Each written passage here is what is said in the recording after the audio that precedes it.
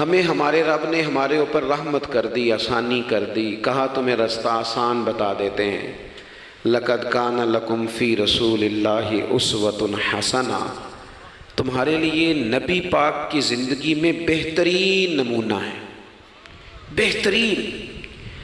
آپ پڑھیں لوگوں کو، آپ کسی شخص کو پڑھیں گے، پھر اس پر جو تنقید ہو رہی ہوگی وہ تنقید برائے تنقید ہو یا تنقید برائے تعمیر ہو، آپ جب اس تنقید کو پڑھیں گے تو کہیں نہ کہیں آپ کو لگے گا کہ اس بندے میں قباحت بھی ہے، اللہ والوں کو چھوڑ کے۔ لیکن رسول پاک صلی اللہ علیہ وسلم کی ذات ایسی ہے کہ آپ حضور کو جس جہد سے بھی پڑھیں گے، جس انداز میں بھی پڑھیں گے، آپ کا کلیجہ ٹھنڈا ہوگا، دل کو اطمینان ہوگا، ذہن مطمئن ہوگا، اور اللہ تعالیٰ سینے کو فراخی عطا فرمائے گا۔ ہمارا چونکہ زیادہ تر مزاج جذبات میں رہنے کا ہے، طبیعت اس طرح کی ہے، ہم کچھ چیزوں کو باریک بینی سے سوچتے نہیں، گہرائی میں نہیں اترتے۔ رسول پاک صلی اللہ علیہ وسلم کو اللہ نے بڑی شانیں عطا فرمائی، حضور کو اللہ نے بڑی عظمتیں عطا فرمائی، بڑی۔ اللہ کے رسول صلی اللہ تعالیٰ علیہ وسلم امام الانبیاء ہیں۔ دیکھیں نا، کوئی آدمی کسی جماعت کی ایک چھوٹی سی تحصیل کا صدر ہوتا ہے تو وہ کارڈ بنوا لیتا ہے، اور اس پہ اس نے کئی جگہوں پہ لکھوایا ہوتا ہے کہ میں صدر ہوتا ہوں، یہ میں دنیا میں، تو لوگ اپنا کارڈ دے کے نا تو فوراً پہ میرا بھی مانگتے ہیں۔ تو میں کہتا ہوں میں نے تو کبھی بنوایا ہی نہیں، ضرورت ہی نہیں پڑی، کبھی بنوایا ہی نہیں، کارڈ کی کیا ضرورت ہے؟ اگر خوشبو ہو تو وہ آ جاتی ہے، اسے بتانا تھوڑی پڑتا ہے کہ میں خوشبو ہوں۔ تو ہوتا یہ ہے کہ چھوٹی سی تحصیل کا ایک شخص اور کسی جگہ اسے کوئی نمائندگی ہے تو وہ بات کرتا ہے، ہم تقریریں کر دیتے ہیں، آپ لوگ سن لیتے ہیں، ذرا غور تو کریں کیا کہہ رہا ہوں۔ کائنات میں سب سے بہترین انسان نبی اور رسول ہوتے ہیں، اور اللہ نے اپنے محبوب پاک کو نبیوں کا امام بنایا ہے۔ اس فضیلت کو سمجھیں۔ یہاں نا جو لوگ لاڈلا کہلاتا ہے نا کوئی بندہ کہ میں لاڈلا ہوں، ویسے یہاں لاڈلے بدلتے رہتے ہیں، کبھی کوئی لاڈلا ہوتا ہے، کبھی کوئی لاڈلا ہوتا ہے، ویسے یہاں لاڈلے بدلتے ہیں، لیکن جو لاڈلا ہوتا ہے نا وہ بتاتا بھی ہے کہ میں لاڈلا ہوں۔ اور کسی کا بھی کوئی لاڈلا ہو جائے تو وہ ناز نخرے دکھاتا ہے، رسول کریم اور رب کے لاڈلے محبوب ہیں۔ لیکن جو بات میں نے آپ کی خدمت میں عرض کرنی ہے آپ اس پر توجہ کریں گے۔ حضور امام الانبیاء ہیں، اللہ کے محبوب ہیں، نبی پاک علیہ السلام کا پتھروں نے کلمہ پڑھا ہے، چاند حضور کے اشارے پر ڈوبتے ہوئے واپس لوٹ آیا ہے، سورج ڈوبتے ہوئے آ گیا ہے، چاند کے 2 ٹکڑے ہوئے ہیں، یہ ساری حضور کی شانیں۔ اللہ نے اپنے محبوب کو معراج عطا فرمائی ہے۔ لیکن ملت کے جوانوں، آپ کو پتہ ہے ہمارے نبی پاک کا سب سے پہلا تعارف کیا ہے؟ حضور کا سب سے پہلا تعارف یہ ہے کہ یہ صادق اور امین ہے، یہ سچ بولتے ہیں۔ حضور کے اسوہ نور کی پہلی بات جو لوگوں کے سامنے آئی تھی وہ یہ تھی کہ یہ صادق ہیں، یہ سچے ہیں، یہ جھوٹ نہیں کہتے۔ آپ کو پتہ ہے رسول پاک صلی اللہ علیہ وسلم سے پوچھا گیا تھا حضور مومن کنجوس ہوتا ہے؟ فرمایا کبھی ہو جاتا ہے۔ یا رسول اللہ مومن بزدل بھی ہوتا ہے؟ فرمایا کبھی ہو جاتا ہے۔ یا رسول اللہ مومن جھوٹ بولتا ہے؟ تو میرے کریم نے فرمایا نہیں، میرا مومن جھوٹ نہیں بولا کرتا۔ حضور کا جو پہلا تعارف ہے نا، یہ جو حضور کی 40 سالہ زندگی ہے نا، اسے نبی پاک علیہ السلام نے اپنی نبوت کی دلیل کے طور پر بیان فرمایا ہے۔ فرمایا فَقَدْ لَبِثْتُ فِيكُمْ عُمَرًا مِّن قَبْلِهِ أَفَلَا تَعْقِلُونَ۔ محبوب آپ ان سے کہہ دے میں نے تمہارے بیچ وقت گزارا ہے، تمہیں عقل نہیں؟ کوئی میری طرح کا سچا دیکھا ہے تو دکھاؤ۔ آج میری ملت کا سب سے بڑا مسئلہ جھوٹ ہے، سب سے بڑا مسئلہ اعتماد نہیں۔ بیوی اپنے شوہر سے کہتی ہے کہ تو تھوڑے پیسے دے لیا کر، تھوڑے ایک جوڑے پہ میں گزارا کر لوں گی، میرے ساتھ سچ تو بول۔ تو لاہور جاتا ہے تو لاہور کا بتا کے جا۔ ماں کہتی ہے پتر سے کہ پتر تھوڑی باتیں بتایا کر پر سچی بتایا کر۔ قوم کا اعتماد اٹھ گیا سیاستدانوں سے، تم نے لمبے چوڑے وعدے کیے، تم نے بڑی باتیں سنائی۔ تم دیکھیں نا، آپ کی توجہ اگر ہو تو میں ایک حوالہ اس طرح کا بھی عرض کروں آپ کی خدمت میں۔ سبز باغ دکھا کے لوگوں کو کبھی پریشان نہیں کرنا چاہیے، کبھی بھی۔ یہ ہمارے پیر بھلا کیا کرتے ہیں بیچارے، ایک کرامت اللہ خیر کرے کبھی کوئی ایک بن جاتی ہے نا تو پھر وہ کمپنی کی مشہوری کا ذریعہ بنتی ہے. وہ کہتے ہیں اس کرامت کو بھی فیس بک پہ ڈالو. میں نا کراچی جا رہا تھا تو لاہور میں تھوڑا سا مریض ہوں, مجھے الرجی ہو جاتی ہے, زیادہ دیر بیٹھ نہیں سکتا. تو ایک کانفرنس میں مجھے شرکت کرنی تھی, تو ایئرپورٹ سے ہی میں نے دوستوں سے پوچھا موسم تمہارا کیسا ہے؟ کہنے لگے پیر صاحب بڑی گرمی ہے اور شدت ہے بڑی, اے سی چلا کے بھی گاڑی میں دقت ہے. تو میں نے کہا اچھا دعا کرتے ہیں اللہ بارش برسا دے. تو یہ دعا لاہور ہو رہی تھی, میں کراچی ایئرپورٹ پہ اترا تو بارش ہو رہی تھی. تو وہ جو مجھے لینے آئے تھے نا صاحب, وہ گاڑی میں ایک بندے کو کہہ رہے ہیں کہ وہ پیر صاحب نے لاہور آکھیا سی تو 1.5 گھنٹے جمی آ گیا ہے. وہ میں نے اسے کہا بس کر, اب آگے نہ بتا, ایسا نہ ہو کہ 2-4 لوگ آ جائیں کہ پیر صاحب جو کہتے ہیں وہ ہو جاتا ہے. جیڑے محرم راز حقیقت دے اور راز حقیقت کھول دے نہیں, جیڑے محرم راز حقیقت دے اور راز حقیقت کھول دے نہیں. اے جنہ ویکھیا نہیں او کرن گلاں, جنہ ویکھ لیا ہو تے بول دے ہی نہیں. اس لیے یہ اس طرح کرامتوں کو نا کمپنی کی مشہوری کا ذریعہ, ہمارے سیاستدان, ہمارے بڑے لیڈران وہ سبز باغ دکھا دیتے ہیں. آپ تھوڑی باتیں کریں, محدود کریں, مختصر کریں. دیکھیں اللہ کے محبوب علیہ السلام سے طائف والوں نے کہا تھا, جب حضور علیہ السلام نے دین کی تبلیغ کی تو سیرت میں یہ عنوان بھی ہمیں ملتا ہے, یا رسول اللہ صلی اللہ علیہ وسلم اگر آپ کو کل حکومت ملتی ہے تو ہمیں حصہ ملے گا. عرب کے لوگوں کا مزاج تھا نا, انہوں نے حضور سے کہا اگر کل کلاں حکومت ملتی ہے تو ہم شریک ہوں گے. تو حضور مسکرائے, اور میرے نبی پاک کو حکومت ملنے کا پاک کتنا زیادہ تھا کہ مکے سے ہجرت کر رہے ہیں, مدینہ شریف ابھی پہنچے نہیں, رستے میں سراقہ بن مالک سے کہہ رہے ہیں کسرا کے کنگن آئیں گے. یعنی حضور بتا رہے ہیں کہ سپر پاور بھی ساری یہاں آ جائے گی. حضور تو خندق والے دن ایک ہتھوڑا مارتے تھے تو فرماتے تھے روم فتح ہو گیا, دوسرا مارتے تھے تو کہتے تھے ایران فتح ہو گیا. یہ بخاری میں چیزیں آپ کو ملیں گی. حضور کو کامل یقین تھا کہ اذا جاء نصر اللہ والفتح, کامل یقین تھا کہ ان فتحنا لک فتحا مبینا, یہ ہوگا سارا کچھ. لیکن انہوں نے جب کہا نا ہمیں حصہ ملے گا تو حضور مسکرائے, فرمایا تم کہتے ہو حکومت تمہیں ملے گی, فرمایا بھائی سنو, حکومت اسے ملتی ہے جسے اللہ عطا کرتا ہے. بات ختم کر دی. سچ بولیں زندگی میں, سچی بات کریں. اللہ کے رسول صلی اللہ علیہ وسلم نے ہمیں پہلا سبق سچ کا دیا. اسے سادی تقریر نہ سمجھنا, یہ عنوان دین ہے. اپنی زندگی سے جھوٹ کو نکال دیں. آپ جو تھوڑی باتیں کر لیں پر جو کہیں اس پر کھڑا ہونا سیکھیں. اپنی زندگی کے اندر استقامت کا نور لائیں. جوانوں, کبھی بھی جھوٹ کی بنیاد پر رشتے نہ قائم کرنا. آتے ہیں رشتہ دیکھنے والے تو کوئی باتیں سناتے ہیں, ہمارے گھر والے ہو بیٹا تو ولی ہوتا ہے, کیا بات ہے. اور پھر بعد میں یہ حالت ہوتی ہے کہ اماں کہتی ہے میں آپ بڑا سمجھانی ہے, انہوں میری بھی نہیں سنتا. تو وہ رشتہ دیکھتے وقت تو آپ نے کہا تھا کہ بہت بڑا درویش ہے. آپ اور بچی والے بھی کچھ ایسے کام کرتے ہیں. رشتہ کرانے والے سے کہتے ہیں ہم نے کار بھی دینی ہے. کیوں آپ نے لالچ پیدا کیا؟ کیوں پہلے آپ نے خرابیاں کی؟ اپنی زندگی میں سچ بولیں, سچی بات کریں. کبھی بھی کوئی ایسا کام نہ کریں جس سے کہ لوگوں کی طبیعت ایسی ہو کہ لوگ سمجھیں کہ یہ لوگ تو غلط بیانی کے عادی ہیں. دیکھیں بخاری میں موجود ہے, سیرت کی تمام کتابوں میں الفاظ کے اختلاف کے ساتھ یہ اپنی اصل کے ساتھ یہ چیز ہر جگہ موجود ہے. حضرت ابو سفیان رضی اللہ تعالیٰ عنہ بعد میں مسلمان ہوئے. فرماتے میں جب شاہ روم کو حضور کا خط گیا تھا نا ہرقل کو, حضور صلی اللہ علیہ وسلم نے اس سے کہا کہ کلمہ پڑھ لو. خطوط لکھے نبی کریم نے. اس نے کہا یہاں ڈھونڈو کوئی عرب کا سردار اگر آیا ہو تو میں ملنا چاہتا ہوں. ابو سفیان کہتے ہیں میں بغرض تجارت وہاں موجود تھا, مجھے لوگ پکڑ کے بادشاہ کے پاس لے گئے, میں کلمہ نہیں پڑھتا تھا. جب کوئی کسی کا مخالف ہوتا ہے تو اس نے کوئی کہانی بھی یاد کی ہوئی ہوتی ہے.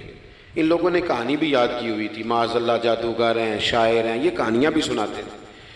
کہتے ہیں کہ مجھے وہ لے گئے, بادشاہ کے سامنے کھڑا کر دیا. اب بادشاہ نے سوالات پوچھے, میں کوئی حق میں نہیں تھا کہ میں حق میں باتیں کرتا, میں تو اس وقت تک کلمہ نہیں پڑھتا تھا اور جو کفار کہتے تھے وہ ساری باتیں میں نے کرنی تھی.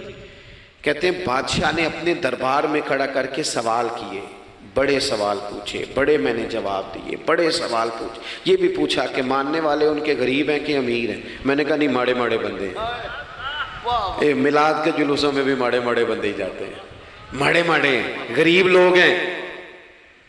اس نے یہ بھی پوچھا کہ ماننے والے بڑھ رہے ہیں یا گھٹ رہے ہیں؟ میں نے سارے جواب دیے۔ او ملت کے جوانوں، خدا را میری بات سننا۔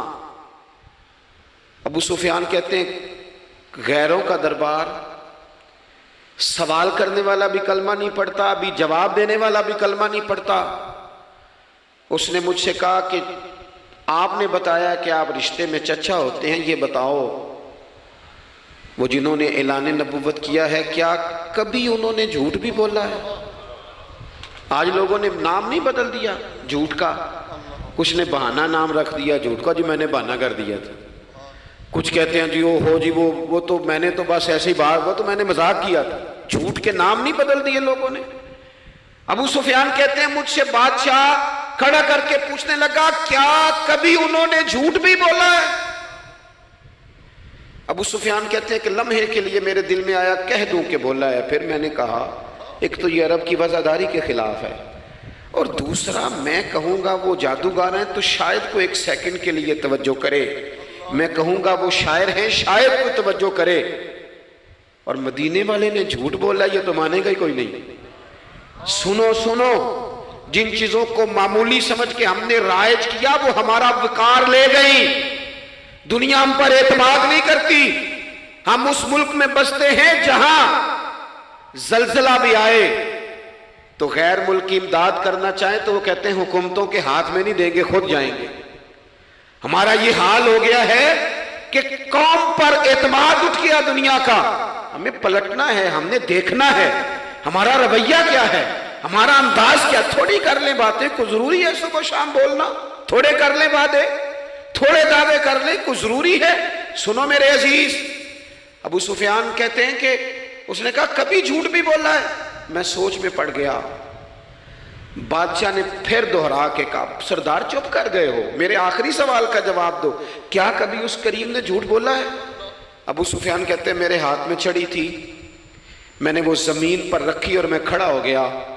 میں نے کہا سردار سن، وہ میرے رشتے میں بھتیجے ہیں، میری بڑی مخالفت ہے، میں نے ان کے خلاف جنگیں لڑی ہیں، کبھی وہ غالب آئے کبھی میں غالب آیا، آج تک میں لڑ رہا ہوں، لیکن میں ایک بات تو میں ذمہ داری سے کہتا ہوں، میں غیر نہیں ہوں، وہ میرے بھتیجے ہیں۔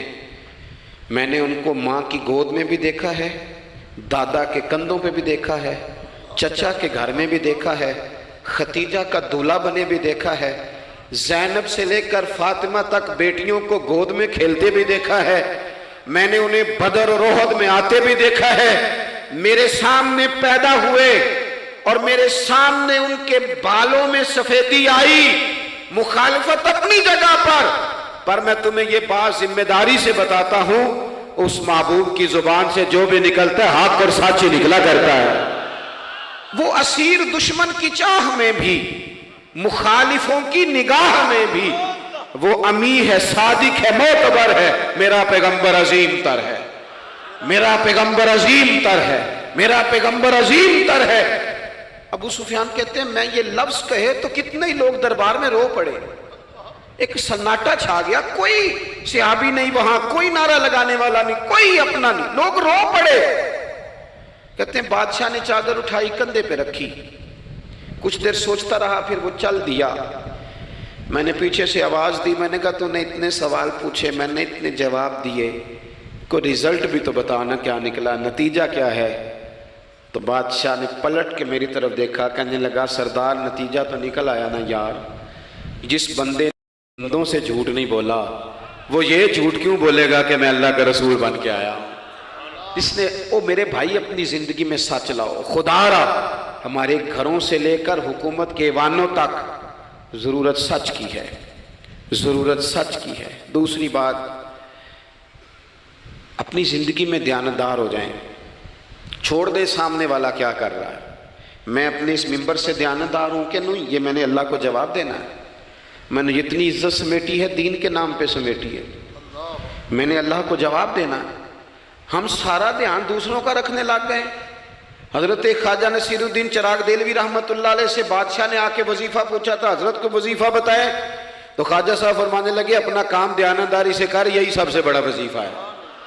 اپنی زندگی میں دیانتداری، امانت داری، آپ اس طرح کے ہو جائیں کہ آپ جس طرح آپ سمجھے نا کہ یہ حرام جانور ہے تو میرے منہ میں جائے گا تو مجھے الٹی آئے گی۔ آپ کبھی دیکھیں نا کہ حرام گوشت کوئی آپ کو بتا دے، آپ دو لقمے آپ نے کھا بھی لیے، لطف آیا تو کسی نے کان میں کہا یہ تو ذبح ہی نہیں ہوا تھا، بیمار تھا، تو الٹی آ جاتی ہے کہ نہیں؟ بولو کیا آ جاتی ہے؟ انسان کا ذہن قبول کرتا ہے حرام کھانے کو؟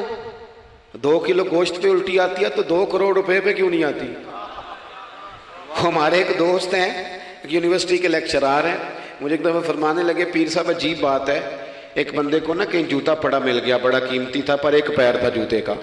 ہماری دیانتداری کچھ اس طرح کی ہے، ایک پیر ملا، جوتا بڑا قیمتی تھا، مہنگا تھا، تو اس نے اس کا مالک ڈھونڈنا شروع، یہ کس کا ہے، یہ کس کا ہے، یہ کہ شور کر رہا ہے، لیکن تھوڑا سا آگے جا کے جوتے کا دوسرا پیر مل گیا، پر اس نے مالک ڈھونڈنا بند کر دیا۔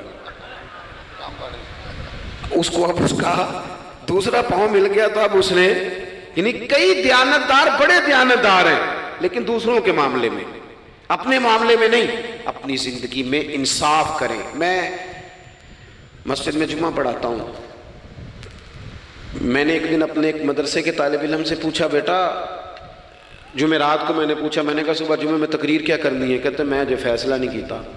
میں کہا تو بڑا مولوی ہے نا، میں چھوٹا، میں تو جمعہ پڑھا کے شام میں فیصلہ کر لینا بھی اگلے جمعے کی بیان کرنا ہے۔ کیوں؟ میں چاہتا ہوں میں ممبر سے دیانتدار رہوں، میں ایک ہفتہ تیاری کروں، میں نے قوم کو اللہ رسول کا دین بتانا ہے۔ میرا یہ مقصد تو نہیں ہے کہ 1 گھنٹہ مجھے ملے تو میں نے کسی طریقے سے اسے پار کرنا ہے۔ آپ اپنے کام کے ساتھ ہمیشہ دیانت کا مظاہرہ کریں۔ اگر آپ دیانتدار ہو جائیں، حضرت سعید بن عامر رضی اللہ تعالیٰ عنہ کو حضرت عمر نے کہا میں آپ کو ایک صوبے کا گورنر بنانا چاہتا ہوں، رو پڑے، فرمانے لگے اس قابل نہیں ہوں۔ آپ کہیں مجھے بھی آپ کہہ دیں کہ فلانا عہدہ ملتا ہے تو تیار ہے ساری دنیا، کون انکاری ہے اس کام سے، سب تیار بیٹھے، لیکن روتے تھے لوگ، کہا جناب میں کہاں کر سکتا ہوں۔ حضرت عمر نے لگا دیا حمص کا گورنر۔ کچھ مہینوں کے بعد حضرت عمر تشریف لے گئے، جا کے پوچھا کہ کیسا ہے، تو پہلے تو ایک لسٹ منگوائی حضرت عمر نے، کچھ مال آیا ہے تو مختلف صوبوں میں بانٹنا ہے، غریبوں کی لسٹ لاؤ۔ ان کے صوبے کی لسٹ آئی تو تیسرا نام گورنر صاحب کا تھا۔ وہ کہا تمہارا گورنر مسکینوں غریبوں میں؟ کہنے لگے حضرت صاحب جو لسٹ بنانے والے تھے وہ کہنے لگے اب ان کے وجود پر جو کپڑے ہیں جگہ کوئی نہیں بچی، پیوند کہاں لگانے ہیں۔ دامان توکل کی یہ خوبی ہے کہ اس پر پیوند لگے ہوتے ہیں پر دھبے نہیں ہوتے، پیوند لگے ہوتے ہیں پر دھبے نہیں ہوتے۔ حضرت عمر نے معلومات کی ان کے صوبے میں جا کے، تمہارا گورنر کس طرح کا ہے؟ عرض کی حضور 4 شکایتیں۔ یہ جمہوریت ہے؟ آج تو ہر سیاسی جماعت میں ڈکٹیٹرشپ ہے، آج کہاں جمہوریت ہے؟ آج تو آپ جتنے شاہ کے وفادار ہو جائیں گے اتنا اچھا عہدہ لیں گے، جتنا مرضی قابل بندہ ہو جماعت کے اندر، لیکن اگر وہ پورا تابع دار نہیں تو نظام نہیں چلتا، جتنا مرضی قابل ہو۔ حضرت سعید بن عامر رضی اللہ تعالیٰ عنہ 4 شکایتیں، عام آدمی شکایتیں کر رہے ہیں۔ حضرت عمر نے کہا کون کون سی؟ تو انہوں نے کہا جی پہلی شکایت یہ ہے کہ ہمارے گورنر، توجہ ہے میرے بھائیوں کی، انہوں نے کہا جی پہلی شکایت یہ ہے کہ گورنر صاحب صرف دن کو ملتے ہیں، انہیں رات کو بھی لوگوں سے ملنا چاہیے۔ دوسری شکایت یہ ہے کہ جب شروع میں آئے تھے تو فجر کے بعد بیٹھ جاتے تھے، مسائل سنتے تھے، اب سورج نکلنے پر اشراق چاشت کے ٹائم 8، 9، 10 بجے آتے ہیں۔ تیسری شکایت یہ ہے کہ ہفتے میں 1 دن ملتے ہی نہیں۔ چوتھی شکایت یہ ہے کہ کبھی کبھی ایسے ہی رونے لگتے ہیں، بیٹھے بیٹھے بے ہوش ہو جاتے ہیں، تو آپ نے دیوانہ آدمی ہمیں دے دیا ہے۔ حضرت عمر فاروق رضی اللہ تعالیٰ عنہ نے حضرت سعید بن عامر کو مجمع میں پوچھا، جناب آپ پبلک کے نمائندے ہیں، آپ کو سوالوں کے جواب دینے چاہیے، بتلائیے نا۔ اور یہ پبلک کے نمائندے صرف سیاستدان نہیں ہوتے، پیر صاحبان بھی ہوتے ہیں، مسجد کا خطیب بھی ہوتا ہے۔ اگر حضرت عمر سے پوچھا جا سکتا ہے کرتا کہاں سے آیا تو پیر صاحب سے بھی تو پوچھا جا سکتا ہے نا، ان کو بھی جواب دینا چاہیے، ان کو بھی بتانا چاہیے، اس لیے کہ وہی تو دعویٰ کر رہے ہیں فقر بتانے کا۔ تو حضرت عمر نے 4 سوال کہا سعید آپ کے ذمے 4 سوالوں کے جواب ہیں. تو حضرت سعید بن عامر نے گردن جھکائی، کہنے لگے پہلے ہی کہا تھا میں گورنری کے قابل نہیں. فرمایا اب تو بن گئے ہونا، جواب تو دینا ہے، حضور بتلائیے. فرمایا پہلا سوال آپ سے یہ ہے کہ یار لوگ کہتے ہیں رات کو کام پڑ جاتا ہے اور آپ ملتے نہیں. تو حضرت سعید بن عامر نے اپنی داڑھی پکڑ لی، عرض کی حضور یہ ساری سفید ہو گئی ہے، بڑھاپا ہے. دن مخلوق کے لیے رکھا ہے، رات اپنے رب کے لیے رکھی ہوئی ہے. اگر پھر بھی کسی کو شوق ہو تو سعید بن عامر جب بھی ملے گا مسجد میں ملے گا. ساری رات بارگاہ ربوبیت کی او سنگیو تھوڑا مسلح بھی یار مضبوط کر لو تھوڑا سا نا، ہم نہ تھک گئے ہیں فون سن کے. بہت سارے لوگ ایسے ہیں جن کے وجود نہیں اتنی تھکے جتنے دماغ تھک گئے. کمنٹس پڑھ کے، کمنٹس دے کے، رائے دے کے بڑے بڑے باصلاحیت لوگوں کے حافظے کمزور ہو گئے. خدا را اپنی صلاحیتوں کو زنگ لگا لو گے. یہ تو جتنے لوگ ہیں میڈیا چلانے والے، ان کو تو میڈیا چلانا ہے، اور اب تو پتہ نہیں کتنے چینل اور کتنے لوگ اور سوشل میڈیا پہ کتنے اور ادھر کتنے تو ادھر کتنے. خدا را کچھ وقت اگر مصلے پہ ملے تو آپ یقین کریں روح تازہ ہو جاتی ہے. لمبی لمبی دعائیں مانگیں، اپنے رب کو اپنے دکھ سنائیں، رسول پاک کی بارگاہ میں یہ نذرانے پیش کریں، آپ محسوس کریں گے وجود طاقتور ہو گیا. حضرت سعید بن عامر کہنے لگے رات مصلے پہ گزارتا ہوں. دوسرا سوال آپ سے یہ کرنا تھا کہ یہ لوگ کہتے ہیں کہ آپ پہلے فجر میں آ جاتے تھے، اب اشراق چاشت کے بعد 9-10 بجے نکلتے ہیں. تو حضرت سعید بن عامر نے گردن جھکائی، کہا یہ میرا راز تھا، میری پرائیویٹ بات تھی. کہا جناب اب تو لوگوں کا سوال ہے. تو آپ فرمانے لگے میرے گھر میں خادم کوئی نہیں، غریب آدمی ہوں، بیوی بیمار ہو گئی ہے. 35 سال اس وفادار عورت نے میری ڈیوٹی کی ہے، بیماری میں چھوڑ دوں تو وفاداری تو نہیں نا. سویرے اٹھتا ہوں، گھر کا کام کرتا ہوں، پھر بیوی کے لیے ناشتہ بناتا ہوں، اسے کھانا کھلاتا ہوں، تیاری کرتے آتے دیر ہو جاتی ہے. دوسرے سوال پر لوگ رو پڑے. کہا تیسرا اعتراض آپ پہ یہ ہے کہ ہفتے میں ایک دن ملتے نہیں. تو حضرت سعید بن عامر کہنے لگے میں نے کہا تھا میرا پردہ نہ کھولا جائے، میں بڑا راضی ہوں رب کی عطاؤں پہ، میں کیوں کسی کے سامنے اپنا دکھ بیان کروں. گردن کو جھکا دیتا ہے خیرات کا پتھر، جہاں میں مانگنے والوں کے سر کبھی اونچے نہیں ہوتے. اور غیرت ہے بڑی چیز جہانے تگ و دو میں، پہناتی ہے یہ فقر کو تاج سردارا. آپ موقع دیں جی، بڑی مہربانی، چھوڑ دیں جی، تھوڑی 1 منٹ صرف جی ہمیں دیں، بولیں نہیں پیار سے جی، ناراض نہیں ہونا. آپ ہمیں موقع دیں. بات بھی اب تقریباً قریب ہونے کے قریب آئی. کہا حضرت سیدنا سعید بن عامر رضی اللہ تعالیٰ عنہ نے فرمانے لگے میں نے کہا تھا یہ میرا پردہ ہے.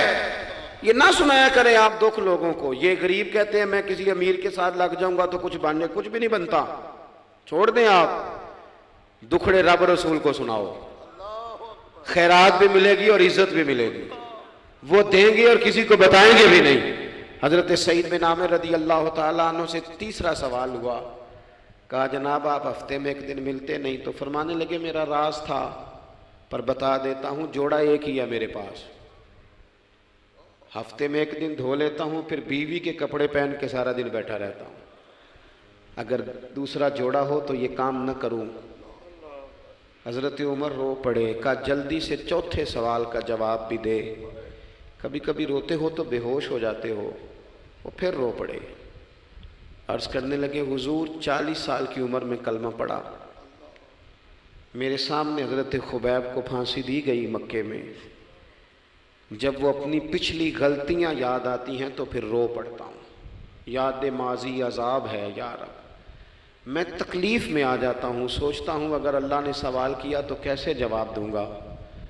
اس لیے برداشت نہیں ہوتا تو رو پڑتا ہوں. 4 سوالوں کے جواب دیے تو حضرت سعید بن عامر کہنے لگے اب آپ نے مجھ سے سوالوں کے جواب تو لے لیے، اب میری سزا کا بھی تو اعلان کرے نا، بتائیں نا. تو حضرت عمر نے ہاتھ اٹھائے اور کیا لفظ کہے. کہے اللہ میرے نبی کی امت کو اس طرح کے کچھ اور لوگ بھی عطا فرما، کچھ اپنی زندگی میں دیانتدار ہو جائیں. تیسری بات آپ کی خدمت میں عرض کرنی ہے. رسول پاک صلی اللہ تعالیٰ علیہ وسلم نے نا ہمیں خالص کیا ہے۔ حضور کا سارا دین اخلاص کا درس دیتا ہے۔ یہ جو ریاکاری ہوتی ہے نا، نوجوانوں میری بات پہ غور کرنا، یہ جو ریاکاری ہوتی ہے نا، یہ بنیادی طور پر اداکاری ہوتی ہے۔ اداکاری بندہ زیادہ کر نہیں سکتا، تھک جاتا ہے۔ مخلص زندگی وہ ہوتی ہے جو آپ نارمل جیتے ہیں۔ مخلص آپ ہوتے ہیں جب آپ اپنی والدہ کے پاس نہیں بیٹھے ہوتے، آپ نے جب 5 اسٹار ہوٹل میں روٹی کھانی ہے نا، تو پھر آپ کو پلیٹ کے ساتھ ٹیشو پیپر بھی ساتھ رکھنا پڑتا ہے، پھر رج کے روٹی کھائی بھی نہیں جاتی۔ رج کے کب کھائی جاتی تھی؟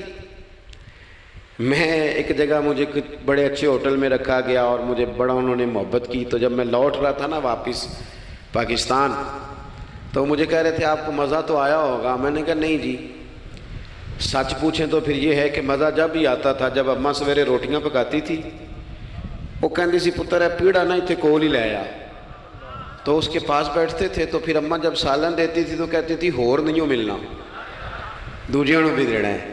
اور پھر لطف اس وقت آتا تھا جب بار بار کہتے تھے اماں جی چلو تھوڑا جاتے تھے ہونا تھوڑا جا، تو پھر اماں کئی دفعہ کہتی تھی کہ میں نے وہ اس سے نکال کے فریج میں رکھ دیا، بڑے بھائی نے کام سے آ کے روٹی کھانی ہے، اب یہ برتن ہے اسی کو صاف کر لے۔ او بھائی، میں نے اپنے ابا جی کو دیکھا خودداری کا۔ میں نے ایک دن ان سے پوچھا، میں کہ ابا جی تو انہوں پسند کی ہے؟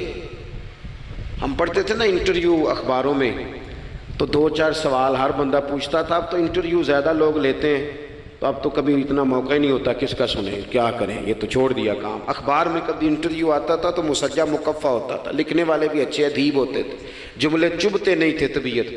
تو 2-4 سوال بڑے ضروری ہوتے تھے، پھول کون سا پسند ہے، کھانے میں کیا پسند ہے، رنگ کون سا پسند ہے، یہ 2-4 سوال ہر ایک سے ہوتے تھے۔ میں نے اپنے والد صاحب سے ایک دن پوچھا، میں کہ ابا جی تو انہوں پسند کیے؟ تے فرمان لگے پتر جے تے لگی ہوئے بھوک تے پھر ہر تے جنہ لگی ہوئے تے پھر نخرے ہی نخرے نے۔ تو اس لیے بھوک لگی ہو، وہ ہمیں پتہ کیا بتاتے تھے؟ میں آج بھی نا بہت ساری چیزیں گاڑی میں رکھ لیتا ہوں، آج بھی جو کھانا اپنی مرضی سے کھاتا ہوں وہ پیٹ بھر کے کھایا جاتا ہے، جو تصویروں کی شدت سے باہر ہوتا ہے وہ کھایا جاتا ہے، اس کو آپ قبول کر لیتا آپ کا وجود۔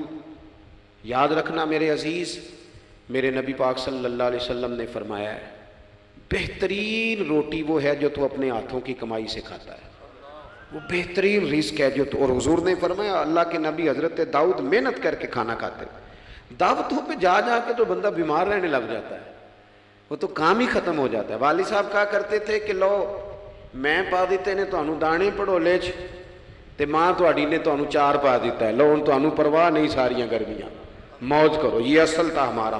اس پہ واپس آ جائیں، اس پہ آ جائیں، یہ صحت افزا روٹیاں یہ کھائیں، بڑی گاڑیوں کا اور بڑی چیزوں کا شوق چھوڑ دیں، محنت ڈٹ کے کریں، لیکن زندگی اصل پہ لے آئیں۔ اصل زندگی خالص ہوتی ہے۔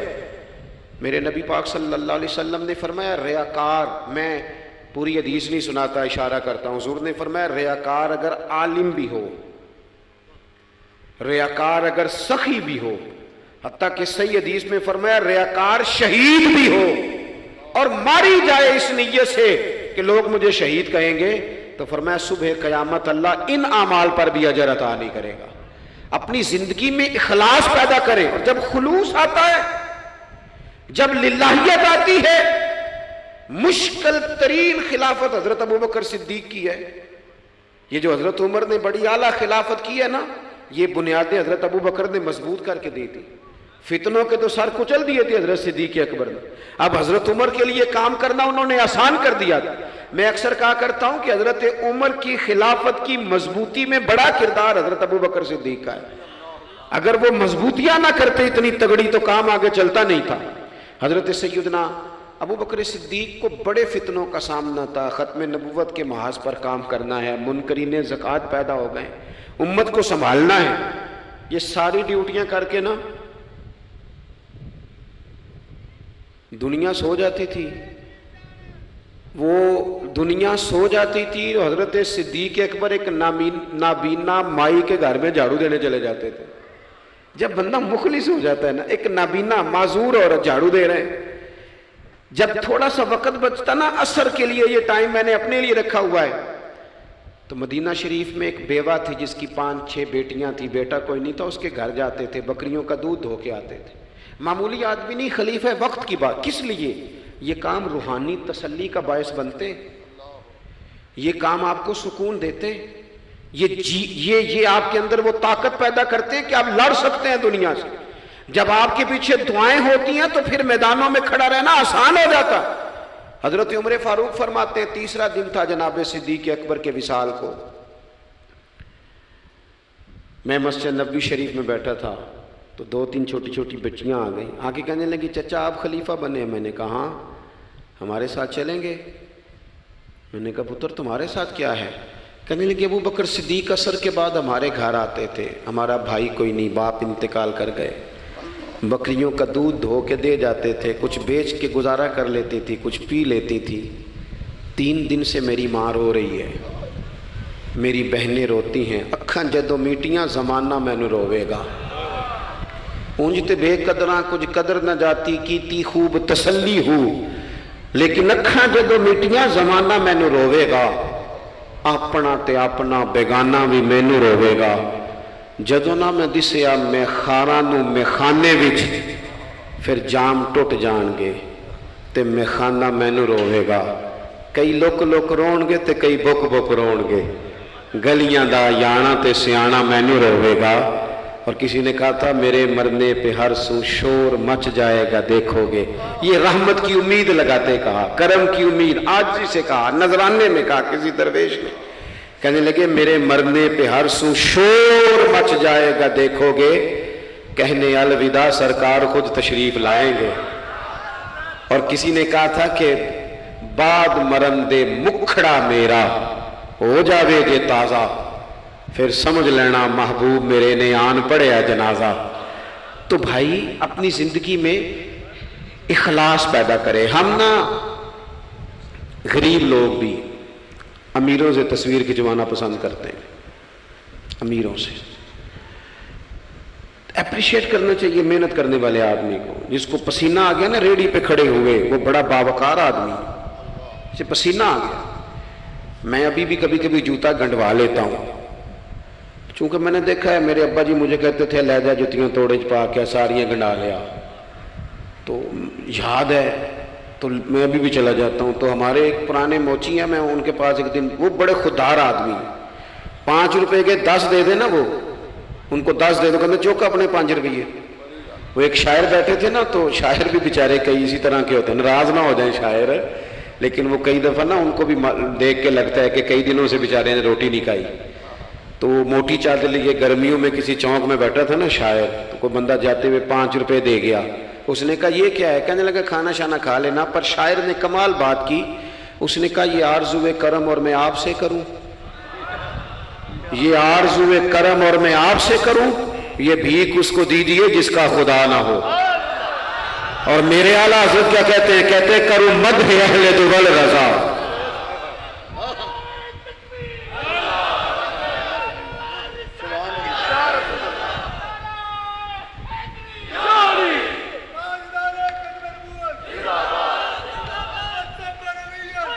ماشاءاللہ. تو آپ حضرات میری بات سنیں گے، اپنی زندگی میں اخلاص لائیں، للہیت لائیں. چوتھی بات سنیں، اور میں اسی پر بات سمیٹنے کی کوشش کروں گا. اللہ کے رسول صلی اللہ علیہ وسلم کی سیرت مبارکہ میں جو چیز آپ کو بڑی نظر آئے گی نا، وہ احساس ہے. جب سینے آہستہ آہستہ سخت ہونے لگ جاتے ہیں نا، ہم نا کچھ باتیں سوچ کے اپنے آپ کو سخت کر لیتے ہیں. ہمارا جب ایسا جو نیا بھرتی ہوتا ہے وہ خدمت کے جذبے سے آتا ہے، وہ کہتے ہیں میں نے سارے کام صحیح کرنے ہیں. پھر اس کو نا آہستہ آہستہ پتہ لگنے لگ جاتا ہے کہ کچھ لوگ جھوٹا پرچہ بھی درج کراتے ہیں. اسے پھر آہستہ آہستہ پتہ لگنے لگ جاتا ہے کہ یہ سامان ان کا تو گیا تھا 1.5 لاکھ کا، تو انہوں نے 6 کیوں لکھوایا ہے. پھر وہ پھر سخت ہونے لگ جاتا ہے. لوگوں کو دیکھ کے سخت نہ ہو، سخت نہ ہو. پھر آپ کے پاس بڑی باتیں. مجھے ایک دفعہ ایک صاحب نے کہا آپ کو تقریر پہ بلانا ہے، پیسے کتنے لیتے ہیں؟ میں نے کہا دے دو کو 1.5-2 کروڑ روپیہ. کہنے لگے تو بہت زیادہ نہیں. تو میں کہا وکنا ہے تو پھر بندہ چاج نہ وکے. اب تیرا خیال ہے 25-30 ہزار اپنا ریٹ لگوا لیں، اتنے لو ہو جائیں، سانو تخت ہزارے دی لوڑ کیے. نالے کی لگے شہر بمول دے نال اسی اپنی بال کے سیکنے ہاں. میں نے بہت بڑا مدرسہ شروع کیا, باہر گلہ نہیں لگایا. مجھے ایک صاحب کہنے لگے خیر تے ہے تو ان پیسے کتوں ہوندے نے؟ میں کہ اتھوں جتوں ہوندے نظر نہیں ہوندے. فاضل بریلوی کہتے ہیں کرو مدح اہل دول رضا اور پڑے اس بلا میں میری بلا. میں گدا ہوں اپنے کریم کا, میرا دین پا رہا ہے نہ نہیں, اور کون دیتا ہے دینے کو منہ چاہیے, دینے والا ہے سچا ہمارا. میں نے تو معذرت بھی کرنی تھی. میرا خیال ہے کہ 35 سے 37 کے بیچ لوگ ایسے تھے یہاں سے جو آج صبح سے سر شام تک فون کرتے رہے کہ آپ نے چائے ہماری طرف پینی ہے, کھانا ہماری طرف کھانا ہے. میں ان دوستوں سے اکثر کہا کرتا ہوں جو میرے ساتھ ہوتے ہیں, میں کہتا ہوں کہ لوگ تلاش کرتے رہتے ہیں, ڈھونڈتے رہتے ہیں کہ رات رہنے کو جگہ ملے, اور ہمارا یہ حال ہے. کس نام پہ؟ رسول اللہ کے دین کے نام پہ, حضور کے دین کے نام پہ. اپنی زندگی میں احساس پیدا کریں. اگر آپ سخت ہو سکتے ہیں, کچھ بھی کہہ کے سخت ہو جائیں, کچھ بھی کہہ کے. مجھے میرے سنگی کہتے رہتے ہیں 7-8 گھنٹے کا آپ سفر کر کے جاتے ہیں تو آپ فوٹو والوں پہ سختی کریں, آپ نے کسی سے نہیں ملنا, میں نے ذرا آرام کرنا ہے, میں نے تھوڑا لیٹنا ہے. تو میں کہتا ہوں یار اپنی اوقات بھی تو ہمیں دیکھنی چاہیے تھی. کون کسی کو ملتا ہے؟ کوئی دور ہے. احساس پیدا کریں قوم کا, اپنے دل میں احساس لائیں. جب آپ سخت ہو جاتے ہیں نا تو پھر آپ سب کے لیے ہو جاتے ہیں. جب بندہ سخت ہو جاتا ہے نا, تھوڑا تھوڑا نا ہمیں لالچی بنایا گیا ہے. مختلف چیزوں پہ انعام رکھے گئے, مختلف رنگوں میں لوگوں کو مختلف انداز میں قائل کیا گیا, مزاجوں میں کچھ بھرا گیا ہے. وہ اس طرح کا ماحول بن گیا کہ باپ نے جوانی پتر کو دے دی. ساری زندگی وہ جو لوگ سعودی عرب یہاں سے گئے تھے 35 سال انہوں نے وہاں کمبل نہیں بدلا. جس کمبل میں انہوں نے جاتے خریدا تھا واپسی پہ بھی وہی تھا. رہائشیں یہاں بنی وہاں نہیں بنی. میں نے بیرون ملک ایسے لوگ دیکھے ہیں جو 3 وقت روٹی نہیں کھاتے, 2 وقت کھاتے ہیں کہ گھر پیسے بھیجنے. لیکن لالچ اتنا عروج پہ چلا جاتا ہے بعض گھروں کا, سب کا نہیں بعض کا, کہ اسی باپ کو جس نے زندگی لگا دی, بچے کہہ رہے ہوتے ہیں ابا جی آپ کو ڈھاب کا کام کر لیتے تو آج ہمارے وارے نے ارے نہ ہو جاتے. مجھے ایک بزرگ فرمانے لگے پیر صاحب بالا کو بھی عزت کران لی, ابے دا مالدار ہونا ضروری جے. خدا را اس سے باہر آئیں, احساس پیدا کریں. جب احساس آ جائے, قرآن مجید نے میرے نبی پاک کی شان یہ بیان کی ہے کہ عزیز علیہ ما عنتم حریص علیکم بالمؤمنین رؤوف الرحیم. یہ کمال ہے, اس سے آگے کیا کوئی حاشیہ دے سکتا ہے؟ رب فرماتا ہے لوگو تم مشقت میں پڑھو تو میرے نبی کو تکلیف ہوتی ہے. آپ کبھی حدیثیں پڑھیں نا تو رونگٹے کھڑے ہوتے ہیں. آپ کو درجنوں حدیثیں اس عنوان کی ملیں گی کہ حضور فرماتے ہیں میرا دل کرتا ہے لمبی نماز پڑھاؤں, نماز اللہ کی, دل حضور کا کرتا ہے. فرمایا دل کرتا ہے لمبی نماز پڑھاؤں, لیکن پیچھے سے کسی بچے کے رونے کی آواز آتی ہے, کسی بوڑھے بیمار کا خیال آتا ہے, میں نماز چھوٹی کر دیتا ہوں. حضور فرماتے ہیں میرا دل کرتا تھا ہر وضو کے ساتھ مسواک ضروری قرار دے دوں, پر تمہیں تکلیف ہوگی, نہیں ضروری قرار دیتے. آپ احساس کی شدت تو دیکھیں. فرمایا میرا جی چاہتا تھا کہ میں تہجد اپنی امت پہ ضروری قرار دے دوں, لیکن میں نے اپنی چاہت نہیں دیکھی, غلاموں تمہاری نیند دیکھی ہے. وہ دوستو اتنا احساس, دشمن جب قابو آتے ہیں نا. میں نے ایک اور بھی عرض کرنی ہے چلتے چلتے. جو سیاسی فرقہ واریت ہے نا آج ملک کے اندر, آپ جس جماعت کو ٹھیک سمجھا آپ نے, آپ وہاں چلے گئے, جس نے جس کو ٹھیک سمجھا. لیکن ہم سب سے پہلے مسلمان ہیں, اس کے بعد پاکستانی ہیں. ہمیں اخلاقیات کا دائرہ کبھی نہیں چھوڑنا. اختلاف کے بھی آداب ہوتے ہیں, اختلاف جس سے بھی کریں دلیل کی حد تک کریں, اس کی ذات تک اتر کے نہیں. مہذب قومیں یہ کام نہیں کرتی. حضرت ابو ایوب انصاری نے حضرت عمر سے اختلاف کیا اور سخت کیا. کہا جناب یہ آپ نے, حضرت عمر کو بات کرنے لگے تو حضرت ابو ایوب انصاری کھڑے ہو گئے, کہنے لگے یا حضرت ابو ذر غفاری کھڑے ہو کے کہنے لگے نہ آپ کی بات مانیں گے نہ آپ کی اطاعت کریں گے. فرمایا میں نے کیا کیا ہے؟ تو کہنے لگے چادر تو ایک بٹی تھی, تو آپ نے اسی چادر کا کرتا اسی کا تامت کیسے بنا لیا؟ حضرت عمر فاروق نے, انہوں نے سوال کیا تھا, حضرت عمر نے دلیل دی. فرمایا میرے بیٹے سے پوچھ لو. حضرت عبداللہ ابن عمر کہنے لگے ایک چادر چونکہ مجھے بھی ملی تھی میں نے اپنے ابا کو دے دی لہذا کرتا بھی بن گیا. اور اب ہمارے ہاں نا دلیل ملنے پر بھی لوگ اعتراض نہیں چھوڑتے کیونکہ ذاتی ہوتا ہے نا, دلیل تک تو اختلاف ہوتا نہیں. او میرے بھائی اختلاف کے بھی آداب ہونے چاہیے. وہ کسی نے کہا تھا کہ تعلق توڑ دینے کے بھی کچھ آداب ہوتے ہیں, کسی کو چھوڑ دینے کے بھی کچھ آداب ہوتے ہیں. اور کسی نے کہا تھا کہ قاتل کو کوئی قتل کے آداب سکھائے, دیکھو دستار کے ہوتے ہوئے سر کاٹ رہا ہے. کوئی ایک چیز چھوڑ دے. ہمارے ہاں اتنی شدت ہو گئی اور بچے ہمارے ورکر سیاسی جماعتوں کے خدا رہا آپ نے یہی بسنا ہے یہی رہنا, یہ آپ کے اپنے لوگ ہیں, مہربانی کریں آپ ضرور ہائی لائٹ کریں کسی کی غلطی, لیکن دائرہ تہذیب کبھی نہ چھوڑیں. کبھی مجھے تو ایک دو دفعہ ملے ہیں, میں نے ان سے کہا مہربانی کریں آپ کیا مزہ لے رہے ہیں آپ قوم کو تقسیم کر کے, خدا را کچھ سوچیں. آپ کا شغل لگا ہوا ہے اور یہاں غریب کا یہ حال ہے کہ یہ ابھی عید آ رہی ہے نا, ہم نے بھی کچھ نیکیاں بند کر دی ہیں بعض چیزوں پہ. یہ رمضان شریف گزرا ہے نا, میرے جیسے آدمی کو لوگ نیک سمجھتے ہیں اور اپنے دکھڑے سناتے ہیں. یہ رمضان گزرا ہے تو بیٹیوں کی شادیاں شروع ہوئی ہیں. اب لڑکوں والے تو نیک ہو گئے, اب تو وہ جہیز ہی نہیں مانگتے. یہ خبر پتہ ہے آپ کو, منڈے والے داج منگنا چھڈتا جی, وہ نیک ہو گئے. وہ کہندے اسی تہاڈے کو جہیز نہیں لینا, بس 600 بندے دی روٹی پکانی تسی تے صحیح پکانی جے منڈے دے 11 ایکو واری آنا ہے. کبھی نہیں روٹی کھائی لڑکے کے دوستوں نے اپنے گھر. رمضان میں کھل کر سخاوتیں کرنے والوں رمضان کے بعد بھی سوچا کرو, اور راشن ونڈن والے لوگ کو عیدوں بعد بھی بھوک لگ دیجئے, عیدوں بعد بھی بھوک لگ دیجئے. رمضان میں ثواب زیادہ ہے لیکن سخاوت تو سارا سال ہی ہے.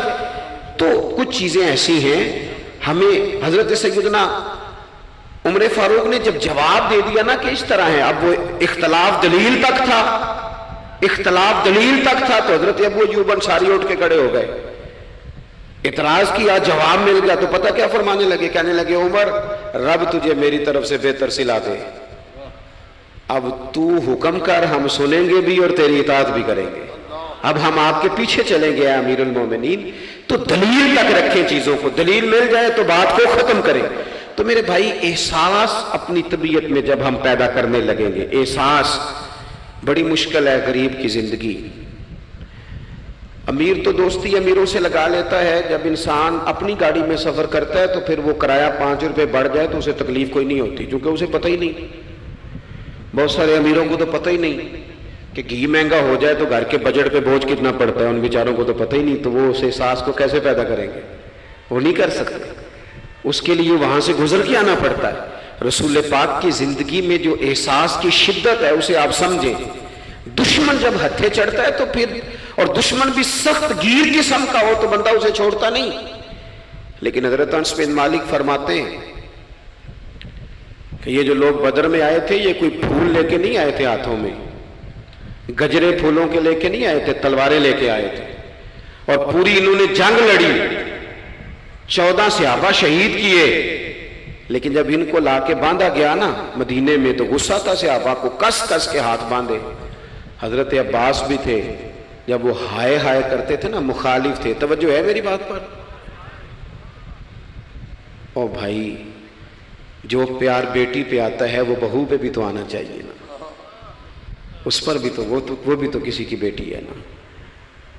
اگر تجھے اپنے بیٹے کی دھوپ تنگ کرتی ہے تو ملازم کے پتر اگر دھوپ میں کھڑے ہیں تو وہ بھی تو تجھے احساس ہونا چاہیے, ورنہ خود غرض ہو جائیں گے ہم. بات ختم کر رہا ہوں, غور کرنا. حضرت انس بن مالک کہتے ہیں میں مسجد نبوی شریف میں حاضر ہوا تو بے چینی کے عالم میں کبھی حضور ادھر جاتے تھے, کبھی ادھر آتے تھے, کبھی ادھر جائے. یا رسول اللہ کیا ہوا؟ یہ وہ لوگ تھے جنہوں نے ستایا تھا, آج باندھا ہے, حضور کیا ہوا؟ تو نبی کریم فرمانے لگے تم نے رسیاں زور سے باندھ دی ہیں, یہ ہائے ہائے کرتے ہیں, مجھے نیند نہیں آتی, ان کی رسیاں ڈھیلی کر دو. عزیز علیہ ما عنتم, حضور کے سینے میں درد رہا. وہ درد کبھی حضور کو طائف لے جاتا, کبھی کہیں, اور وہ درد کی وہ پیار کی شدت اتنی تھی کہ جب بڑی تکلیف دی نا میدان احد میں اور دانت مبارک شہید کر دیے تو حضرت صدیق اکبر نے کہا یا رسول اللہ دعا کریں یہ تباہ ہو جائیں. تو ہاتھ اٹھائے نبی پاک نے، دعا کیا کی؟ کہا اللہ انہیں ہدایت دے دے، انہیں پتہ ہی کوئی نہیں یہ کیا کر رہے ہیں۔ تو میرے عزیز، ایک تو اپنی زندگی میں سچ لائیں، خدا را سچ بولیں، آپ پکے وعدے کریں۔ میں ایک دن اپنی مسجد کے امام صاحب سے عرض کر رہا تھا، میں کہہ رہا تھا اگر آپ کہتے ہیں نا کہ 4:20 پہ فجر ہوگی تو یہ کس پہ نہ پڑھائیں، آپ نے وعدہ کیا 4:20 کا، قوم کو تو انتظار کرنا چاہیے 1-2 منٹ، کوئی حرج نہیں، لیکن ہم جو وعدے کرتے ہیں ہمیں بھی پورے کریں، سچ بولیں، دیانتداری کا مظاہرہ کریں، زندگی خالص گزاریں، جس کے ساتھ بھی وقت گزاریں اس کی خیر خواہی کریں، مخلص ہو جائیں، اور اپنی زندگی احساس والی کریں۔ امام غزالی فرمایا کرتے تھے تو بانٹنے کا ارادہ کر، رب بانٹنے کی توفیق بھی دے دے گا، تو پروگرام تو بنا۔ اللہ کی بارگاہ میں دعا کرتا ہوں جن احباب نے اتنا سارا پنڈال اتنی محبت اور جد و جہد سے سجایا ہے، اللہ تعالیٰ انہیں دین دنیا کی برکتیں عطا کرے، ہم سب کو دولت اخلاص عطا فرمائے۔ آخر دعوانا ان الحمد للہ رب العالمین۔